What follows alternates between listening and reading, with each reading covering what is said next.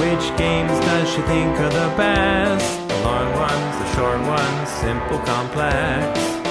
What do you think for Ambie Valdez? Are all her favorite games 18XX? Let's see how well you guess. Hi, I'm Ambie, and this is my top 100 games as of the end of 2019. Now, before we get into the list, I have a couple of caveats. First, I haven't played a lot of these games in a while. In fact, due to the 2 new additions to my family, I haven't really played mini games in a while. So all the rankings are based on my memories of playing them, which some of them are more recent than others. And it's also really hard to compare games, especially if they're really different, because it usually depends on what group I'm playing with or what I feel like playing at the time. And so my tastes change over time. So I tried to rank them as fairly as possible. But really all the games on this list are games that I like. So the difference between something like 36 and 42 isn't really that much, and they can change tomorrow. And also I've only included games that I played at least twice, so that filters out a bunch of the escape room type games. Otherwise, those would probably be pretty high up on my list because I really like the escape room type games. So all of that being said, let's get on to the list. My number 100 is Crossfire, which is a 5 to 10 minute social deduction game. In Crossfire, everyone has a different role with different win conditions. And when you're dealt out the cards, you see a card, but then you shuffle it with the people next to you, and you do that a couple of times, so you have some information about what the people next to you could be, what their roles could be. And I really like that because I like having information. Everyone has information. And there's 5 minutes of discussion where everyone's talking to each other, giving what information they want to give, because you might not want to give out information if your role doesn't want certain other roles to be revealed. So it's really interesting because I like how everyone has information, unlike other quick social deduction games like One Night Ultimate Werewolf, where only some people have information. So I like the balance of that, and it's really quick to play. It's a little difficult to learn for how short of a game it is, since everyone has different roles. So that's why it's lower on my list, but I still really enjoy Crossfire. My number 99 is Dead of Winter, the Crossroads game, which is a hidden traitor game. So in Dead of Winter, you're all working together to try to survive against zombies, and you're like gathering different resources and fighting against the zombies. But there's one person who is a traitor, and that traitor wants the zombies to win. But what's interesting is that everyone has their own secret hidden objective as well that they need in order to win. So, for example, someone would need to have a certain number of medicine cards in their hand at the end of the game in order to win, in addition to everyone else winning. The hidden objectives make it so that it's not obvious who the traitor is because everyone's acting suspicious, and it's super thematic and really fun to play. My number 98 is No Thanks, which is a quick card game. There's a deck of cards with the numbers 3 through 35, I think, and on your turn, you have one card flipped over in the middle, and you either take it or say no thanks and put a chip on it. Everyone starts with chips. So you're trying to get the lowest score, and each card you take is worth that many points. But if you get a straight of cards, then only the lowest card is worth the points, and each chip is worth negative points. So it's interesting deciding when it's worth it to take a card, because as people pass, they put their chips on it, and those balance out the positive points of the card. And then also you want to get the straight. But at the beginning of the game, certain cards are taken out, and you don't know what they are. So you might not be able to get that straight. So there's like a little push your luck there, and it's a really quick, fun game. My number 97 is Tales of the Arabian Nights, which is a storytelling game. In this game, you really don't play to win because there's so much random stuff that you can't really strategize. But on your turn, you're going somewhere, and then someone reads a passage to you from a big book that has a bunch of different passages based on like the cards that are showing. And then lots of times you can choose what action to do, and depending on what you choose, certain events happen, bad or good. The stories are really random and funny, and one time I played and I got the same bad event like 3 times in the same game because it was a forced thing of an item I got, and it was just really funny. So that's Tales of Arabian Nights, my number 97. My number 96 is The Quacks of Quedlinburg, which is a push-your-luck bag building game. In the game, you're drawing chits out of a bag to put into a potion, and you're trying to make it the potion have more chits in it. And if you get too many chits of a certain color, then the potion explodes and it's bad. But what I like about it is even if you bust, you can still get 1 out of 2 of the good things at the end. So you can either get points or money to buy new chits. And if you don't bust, then you get both points and money. And then the person who gets the furthest along gets a special bonus. So it's fun trying to press your luck, but it's also not horrible if you bust. And it's fun just buying the new chits with the money that you get, and then your bag just gets more and more stuff in it.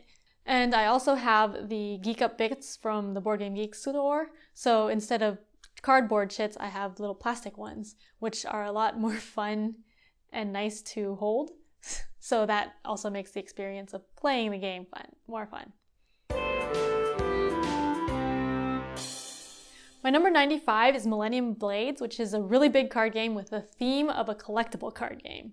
So in the game, there's a bunch of different cards, and you're buying up cards and trading them with other people to try to get sets and also try to build a deck for a tournament. So there's the real-time phase where you're acquiring all the cards, and then the tournament phase, you play down cards, and there's like a mini game within the game where you play it. And I like both of those phases. The tournament phase is really interesting because there are effects that combo with each other and then also attack the other players. And then the real-time phase is fun, just trying to collect the cards that you want and get different sets. And the cards are random, like booster packs, so you get that excitement of getting booster packs without having to actually buy them. But the setup for Millennium Blades is really long, and there's so much stuff there, so it's kind of intimidating to get played, so I haven't played it that much. But I do really enjoy it when I do play it. My number 94 is BattleCon Devastation of Indines, which is another huge box card game. It's by the same designer and publisher as Millennium Blades. BattleCon is like a fighting video game like Street Fighter, but in card form. It's 2-player, you're fighting against each other, and you have figures on a board that are certain spaces apart, and you play cards down to move them and do attacks. The box comes with a bunch of different characters, and each character has a set of cards, so you're just playing one character at a time. And there's no randomness. You have all the cards, but when you play a card down, it's 2 turns until you can get it back in your hand. So that's interesting because you know what cards the other player can play, and you can play to try to counter them, but then they are also doing the same thing. So it's a lot of mind games in the game because you're just trying to attack the other person and think about what they're going to do so that you can counter them. BattleCon is a lot of fun, but because the box is so huge and there's a lot of stuff in it, it's also intimidating to get out.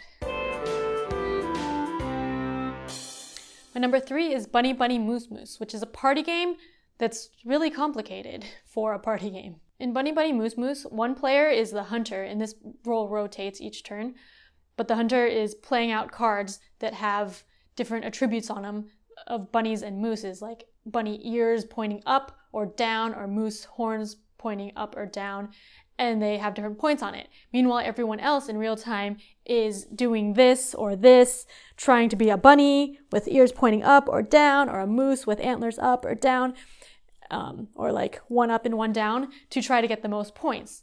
So it's really funny, and it's even funnier to watch people play because everyone's staring intently at the board, like trying to get the best points. And then when the hunter brings out a hunter card, everything stops and people have to freeze and score their points. So I really like playing it, and I like watching it too, but it's more complicated. It's like a heavy party game, so it really needs the right group to play it. My number 92 is Curio the Lost Temple, which is a real-time cooperative puzzle game. If you've played the phone app Space Team, it's kind of like that. There's multiple puzzles that people are solving simultaneously, but each person has a different part of each puzzle. So someone has clues to give to someone else that has the instructions for how to solve those clues. Another game that's similar, that's also a video game, is Keep Talking and Nobody Explodes. I really like those types of games with the puzzles and the real-time hecticness because it's timed and people are yelling at each other simultaneously trying to solve different puzzles. So I like working together with people to solve puzzles.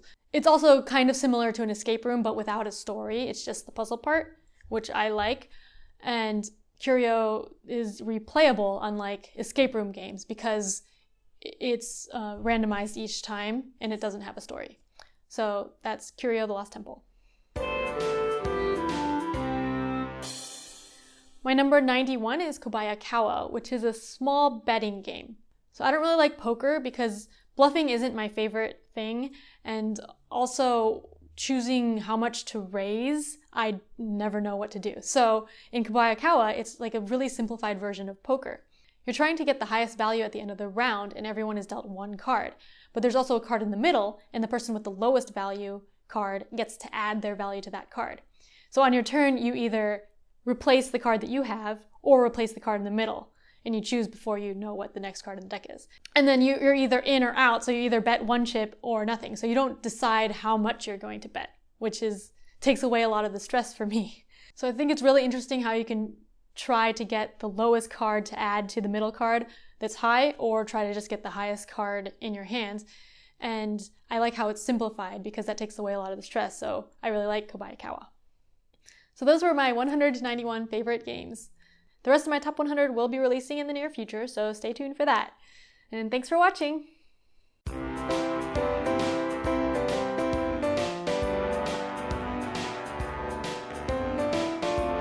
Thanks so much for watching another Dice Tower video.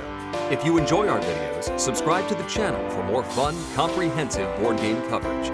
Also, consider joining us at one of our events. Come to Dice Tower Retreat, a small, intimate gathering where gaming is king.